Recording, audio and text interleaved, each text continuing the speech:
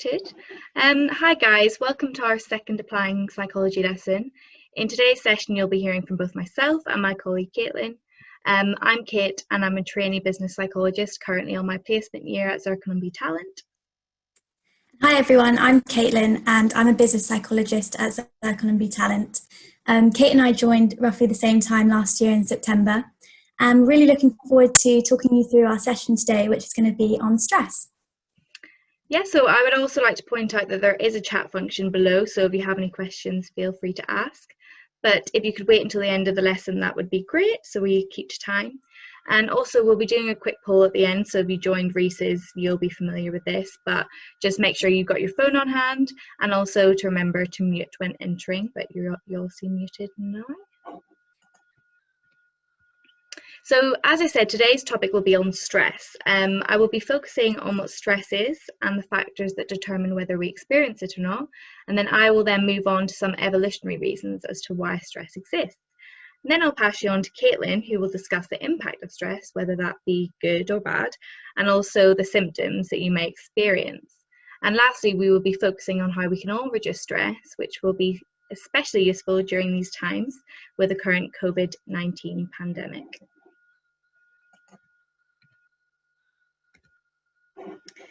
So what actually is stress? The term stress emerged within the field of science nearly a century ago, but we didn't actually start using the word in our vocabulary until the 70s.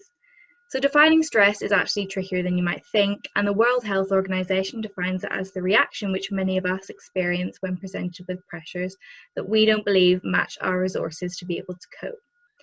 It is true that many of us experience stress in different ways, and in fact we turn to our family and friends to find out the kind of things that make them feel stressed and the way in which they experience this. So we've actually created a video montage for you all to illustrate this. And Caitlin, can you let me know if they can hear it as well? Yeah. It's usually because I feel like I'm letting down other people, specifically people that I'm closest to. And when I'm stressed in this way, I feel guilty and shameful, and it causes me to fawn over others. Lack of routine. I hate not having a set time, set place, what I'm doing, when I'm doing it. I have a tendency to put things off because I'm so sure I can do it, and then when the deadlines get close I get more stressed, and then I don't want to think about the work and will do it, so that makes me even more stressed on top of that, and it's just like a cycle, and then I guess it affects my sleeping when I do experience it. Usually at the start I won't really recognise that I am stressed, so that will build up and then it will hit me all at once, so I'll find it all quite overwhelming. I also tend to eat a lot when I'm stressed. People might know I'm stressed if I appear easily agitated or frustrated. I may end up working different working patterns, longer hours. Or alternatively, I could go the opposite way and just keep my head down and try and do what needs to be done. If I'm not in control, so I don't like to be late for anything, I don't like having enough work done for deadlines. Obviously a topical example is COVID. It's a worldwide pandemic that no one can control, so that makes me feel really stressed out because there's nothing that I can do to bring any sort of control to my life with regards to that. Change or uncertainty, particularly if not in control of that change, that usually feels like a kind of anxious feeling, and kind of would lead me to maybe catastrophize. You sometimes take for granted the health of your parents and spending all the time that you can with them. Sometimes it makes me feel a bit guilty and selfish for not being able to be there for them, sort of in the vulnerable years of their life. Just the stressful feeling makes me unhappy, and I tend to take my feelings out on my family members and my friends because I am so stressed, and this causes me to sometimes act in a way I wouldn't normally do. Dealing with personal stress, I do like to vet it out a bit. Physically it feels like it does build up, and I do need to vet it in a private environment to those people that I do trust. Alternatively, if that's not the case, going for a run if the time and circumstances allow. I tend to feel sick I also feel really panicky and emotional. And the main thing that happens is I also become really unproductive. So I tend to switch off, and instead of dealing with my stress, I hide from it and tend to not really cope very well with it. So yeah, it's clear from the video that we all become stressed by a variety of sources. And when we asked our family and friends, these sorts of things included change or uncertainty, especially with regards to not being able to control the whole COVID-19 pandemic, as well as things like managing workload and preparing for exams. In fact, not only do we become stressed by different things, our experience of that stress varies person to person. And that is one thing that that video really showed. Now, this may be explained by the fact that stress is not technically an emotion. Instead, it's defined as our reaction to a stimulus that disrupts the coherence of our everyday lives. And this stimulus could be an event or even a person. So the coherence of our everyday lives is usually comprised of 3 factors, which is written on this slide here. Number 1, comprehensibility, so the idea that we can predict events that happen day to day, for example, our morning commute. Number 2, manageability, so assuming that we have the resources to be able to manage day-to-day events, for example, having the skills and knowledge to write a report for work. And number 3, meaningfulness, a belief that life events are worthwhile. For example, say one of us spends a whole day indoors so that we can finish our essay. We all know that it will be worthwhile in the end to receive that good mark. Now, this whole is all part of Lazarus' model of cognitive appraisal. And Lazarus believed that it is our interpretation of this disruption that determines whether it causes us stress. And this interpretation is known as a cognitive appraisal, hence the cognitive appraisal model. So let's start at the beginning of the flowchart here. And let's take an everyday inconvenience as an example. So if my train's cancelled on my commute to work, this would violate the assumption that I can predict things that happen day to day. In the primary cognitive appraisal stage, I may initially think that this is actually not important in the grand scheme of things, that my boss will understand as I'm on time to work most days, and then I'll move into the no threat perceived stage. However, if trains keep getting cancelled, this is likely to cause me to move into the secondary cognitive appraisal stage. I may start to remember that I have an important meeting in the morning that I can't miss, and therefore at this stage I understand that I don't have the resources, like the transport, to be able to overcome my stress, and then I'll move into the negative stress section of the flowchart. And my colleague Caitlin will be explaining negative stress later on in the session. So, in a nutshell, our reactions come from the appraisal of that original stimulus, which would vary person to person. For example, I might get really worked up about a strange noise in my house, whereas Caitlin may not actually be fazed by this at all. So moving on to evolutionary perspectives, I actually read an amazing story about a 19-year-old woman in Virginia who saved her dad's life after he became trapped under a burning truck. Amazingly, the woman was able to lift the truck, prop it under her hip, and drag her dad to safety. Now, this all sounds like superhuman capacity, but actually what the woman did wasn't superhuman at all, and her ability to save her dad was influenced by her activation of our physiological stress response. And this response links to an evolutionary system which has evolved over centuries. So years ago, our ancestors would have experienced stress as a result of being chased by maybe a predator.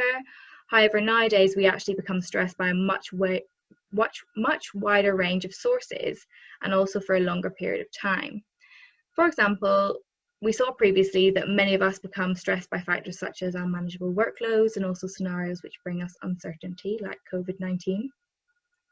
And humans have in fact found a way to activate the stress response through a variety of things, whether that be staying up all night thinking about that talk we need to give at work or university the next morning, or even the amount of likes we got on our last Instagram post. The more things that we find to stress about, the higher the activation of our stress hormone, cortisol, which has many negative effects on our mental and physical health. So now that we've learned about the basics of stress, I will now pass you on to my colleague Caitlin, who will be discussing its impact. Hi, so we're now going to be talking a bit about the impact of stress. And so when people first think about stress, they tend to think about it in a bad way and consider the negative impacts it can have on both our psychological and our physical health and well-being. And I think this was actually clearly demonstrated in the video that we played at the start of the session, is when we asked people how they experience stress, they seem to only mention it in a negative manner. But actually, not all stress is bad for you. Yes, of course, there is the type of stress that can be detrimental to your health and well-being, if not managed effectively, especially. And we'll cover this in more detail slightly later. But first, I think it's important to establish that there is a kind of stress that can be good for you and is considered actually a healthy form of stress. Psychologists refer to this healthy form of stress as eustress. And in the Greek language, this simply just stands for good and then stress. And eustress causes us to feel positive feelings of excitement, fulfillment, and satisfaction, as the hormone surge an individual typically experience causes them to feel confident and stimulated as a result of the stressor. So if you bring yourself back to your first day of starting a new school or starting a new job, or even the anticipation of going on a first date, then these all fall under the umbrella of the good type of stress that actually help to keep us happy, energized, and healthy. And although these events might seem slightly daunting at the time, they have an element of excitement to them, which actually can help us to perform better in our daily lives and help us to view challenges in a positive way and overcome these challenges. And as such, one of the main benefits of this good stress is the impact that it has on an individual's performance. As when we're faced with a challenge, it can actually make us become more motivated and more productive in order to overcome this challenge. So if I use the example of a pressing deadline, and I think back to my time at university, then many of my friends used to always leave handing in their work until right before the deadline and leave at last minute. And the reason they said they did this was because they felt that when they left at last minute, they were under a time constraint, which actually pushed them and motivated them to overcome the challenge and be more productive in the process in order to overcome the challenge. And interestingly, this example can be backed up by scientific research, as Professor Ian Robertson, who's a clinical neuroscientist, found that when anxiety about a task is low, a bit of pressure can actually push the brain into a sweet spot. And this is because the neurotransmitter noradrenaline is released during a stressful situation. And this increases our arousal, our self-awareness, and our sustained attention so that we can operate at our peak performance. So actually, by increasing the level of difficulty or the challenge of a situation, it actually encourages our brain networks to communicate better and to actually be sharper for sustained periods of time. And we can also use Yerkes-Dodson's law to understand how stress can increase performance, as this theory explains that performance increases with stress, but only up until a point. And if we have a look at the diagram on the slide here, you can see that on the left-hand side, where stimulation or stress levels are low, an individual is more likely to feel bored or perhaps disengaged, and as a result, their performance will be lower. And if you go to the other side of the model, to the right-hand side, as stimulation levels increase and stress increases, then individuals might at this point feel overwhelmed and anxious, and this too can inhibit someone's performance. So they suggest that the optimal performance is actually at the peak of the curve. And at this peak, the stress levels are moderate, and therefore they're more manageable. And as a result, people can perform to the highest ability. So in summary, a bit of stress, but not too much, can actually be good for you, because not only can it increase performance and productivity and motivation, but it can also help to keep individuals energized and help them to see challenges in a more positive light and help them to overcome them. On the other hand, there are many events that actually trigger the negative type of stress. And short-lived feelings of stress are a regular part of daily life, but when people become overstressed or overwhelmed and the stress happens for a prolonged period of time, then this is when it's considered to be chronic. And chronic stress can, in fact, be detrimental to our health and well-being, and unfortunately is a major contributor to many mental health conditions. But before we go on to discuss the various negative impacts that chronic stress can cause, I think it's important to briefly touch upon the major life events that can trigger the chronic stress to occur in the first place. So if we think about the current climate that we're living in with the COVID-19 pandemic, then one major cause of chronic stress is bereavement. And many individuals will be feeling and grieving the loss of loved ones as a result of the pandemic. And not only will they be feeling a whole load of negative emotions, but the most heartbreaking part about it is that they have no control over the situation. There's no clear vision of when it's going to end, and actually people aren't able to see their sick relatives. They're not able to hug relatives that are grieving over a loss. And in many cases, you're not even able to host a proper funeral for their loved ones. And also on the same topic of coronavirus, then many organizations and individuals will have been financially impacted as a result. And financial stress is in fact another type of chronic stress. So when individuals live through these major life events, as we said before, it can lead to long-lasting mental health conditions such as anxiety and depression. But it can also have an impact on our physical health. Because stress leads to high blood pressure, which can lead to chronic diseases in the brain and the heart and cause diseases such as heart disease. But actually, it also impairs our cognitive functioning. And actually, chronic stress can change the structure of the brain and have long-term effects on the nervous system. And actually, several studies have shown that stress has the ability to kill brain cells and actually has a shrinking effect on the prefrontal cortex of the brain, which is the area of the brain that's responsible for memory, learning, and decision-making. And so when we're stressed, as Kate mentioned earlier, we have higher levels of cortisol in the blood. And this actually essentially wears down our brain's ability to function properly. Lastly, chronic stress can also cause people to develop insomnia and have problems falling asleep, staying asleep, and even waking up feeling refreshed every morning. So as a result of the negative impacts that chronic stress can have, it's also important that people are aware of the various signs and the symptoms of stress. So on this slide, we provide a number of symptoms which many of you are probably somewhat familiar with and may have in fact experienced at some point in your life already. But as you can see, these fall into various categories. So there's emotional symptoms, physical symptoms, cognitive symptoms, and behavioral symptoms. So if we take an example of each, we can see that with emotional symptoms, this might be feeling a general loss of control, becoming easily agitated and frustrated and moody. With physical symptoms, stress can tend to manifest itself in the form of stress headaches and the general lowered energy. With cognitive symptoms, people will find themselves in a state of constant worry and as a result may have an inability to focus. And with behavioral symptoms, many people turn to the increased use of alcohol, drugs, and even binge eating. So one glass of wine a night or one chocolate bar a night might turn into 3 or 4, particularly if it's prolonged and people, as a result, develop bad habits. So not only is it important to be aware of these signs of stress, but it's just as important to learn how to manage them and how to respond to them.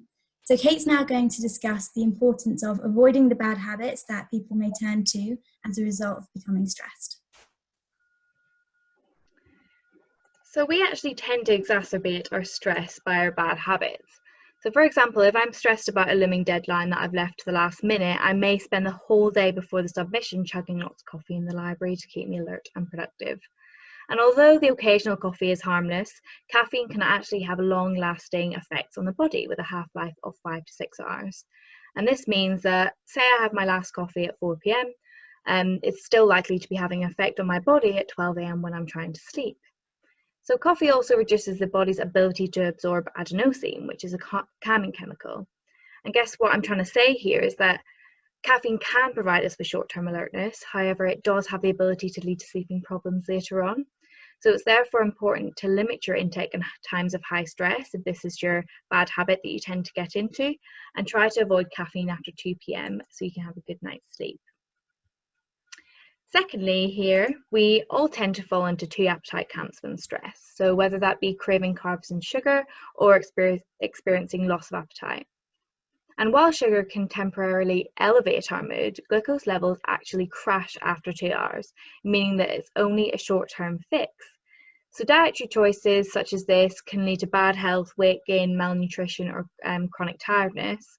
And also undereating can be just as problematic, so it can lead to fatigue, mood swings, and also having trouble focusing. Therefore, in order to avoid this, it is important that we don't all give in to our unhealthy habits when it comes to stress. So trying to eat a balanced breakfast, lunch and dinner. If you're a snacker, having healthy snacks, so maybe having butterless popcorn or even granola bars. Those are some great tips to combat those bad habits. And thirdly, when it comes to sleep in times of stress, we all can have too much or too little of a good thing. Where oversleeping is linked to health problems like diabetes and obesity, undersleeping is linked to hyperanxiety and also loss of memory. In fact, the Sleep Foundation usually recommends sleeping between 7 and 9 hours a day and trying to maintain the same routine every day. So my advice would be to try and prep for a good night's sleep by winding down at least half an hour before you go to bed. So whether that be switching off your TV half an hour before you go to bed, or putting your phone on do not disturb, or even putting it out of the room, this will all help you get a better night's sleep. So when giving into our impulses and bad habits, these provide us with hits of immediate pleasure. But it's important to remember that this pleasure is only short-term. On the other hand, developing good habits that we can use on a daily basis can lead to longer-term happiness.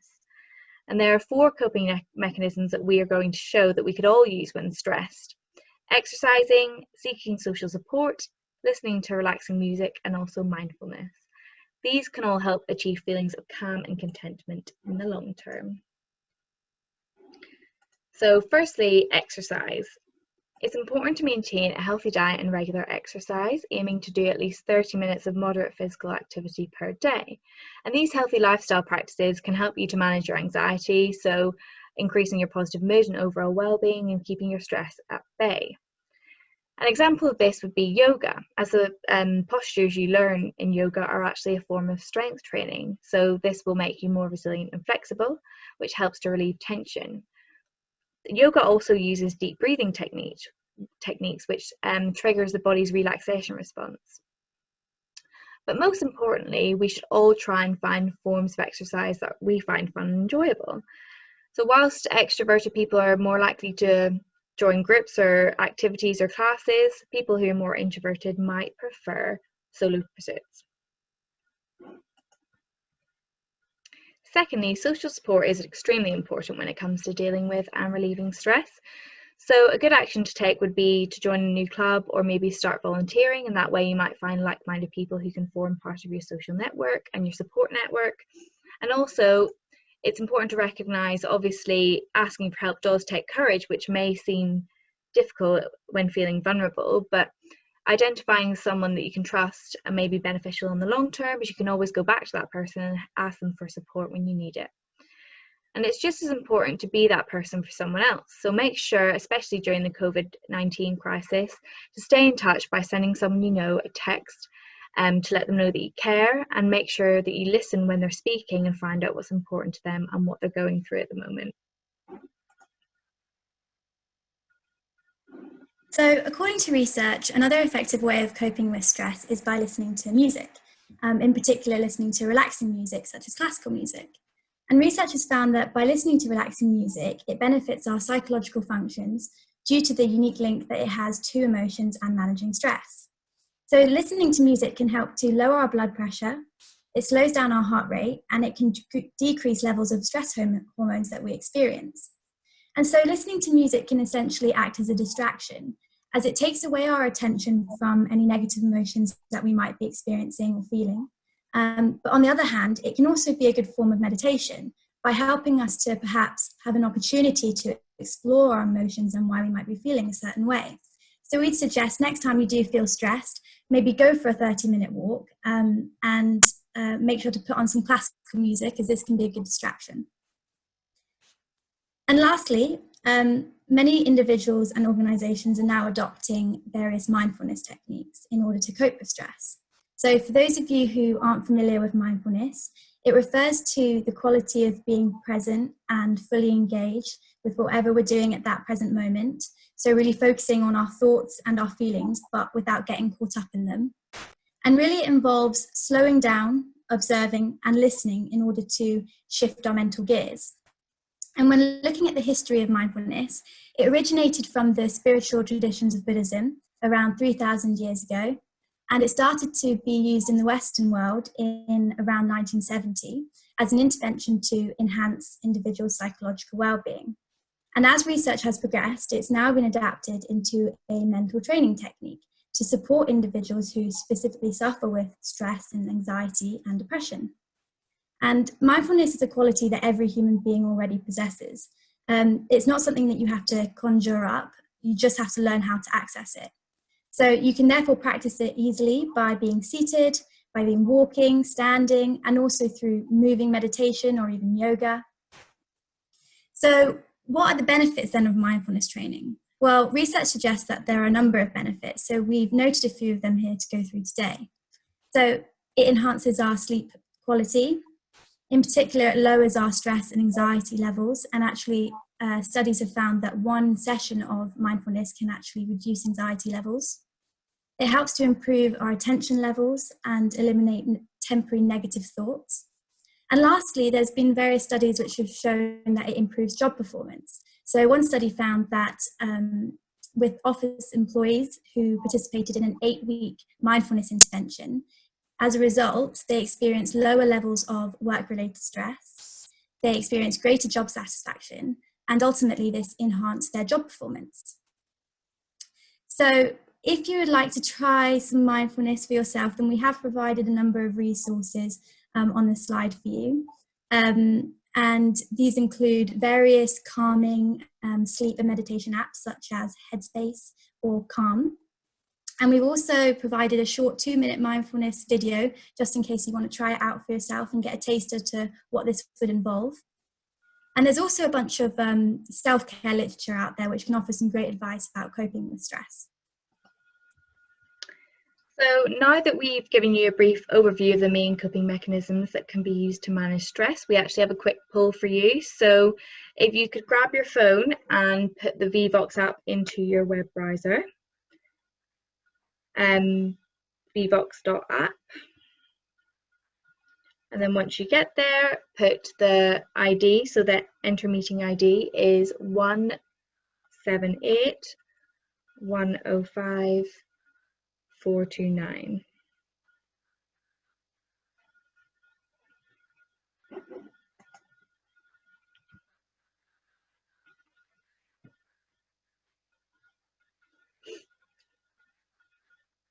So the question we've put here is, which of the coping mechanisms are you most likely to use in times of stress?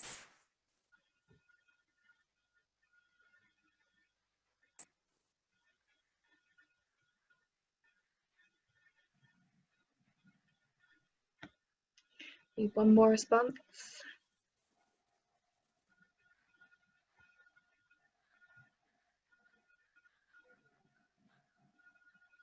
There we go. Close in the poll. And now, interestingly, most people, 37.5% of us, put social support. So yeah, considering the results, you may all want to give all the different coping mechanisms a try. And these things in combination always work well when it comes to stress during these times. So yeah, that's it for today's lesson. Thanks for listening, and we hope you've taken something valuable away from it. If anyone has any questions, feel free to use the chat function. Does anyone have any questions?